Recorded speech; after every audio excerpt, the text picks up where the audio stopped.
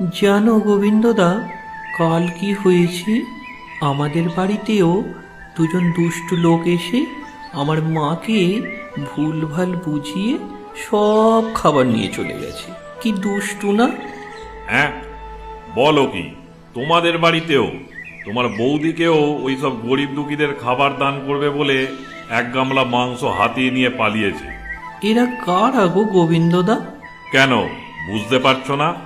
কাল যেখানে খেয়ে তোমার মায়ের হাতের রান্নার কথা মনে পড়ছিল।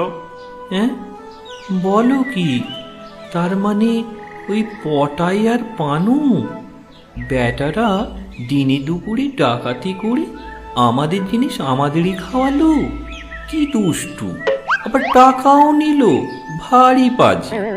গোবিন্দদা, এর একটা বিহিত করা দরকার জানো। ওদের উচিত শিক্ষা দিতে হবে।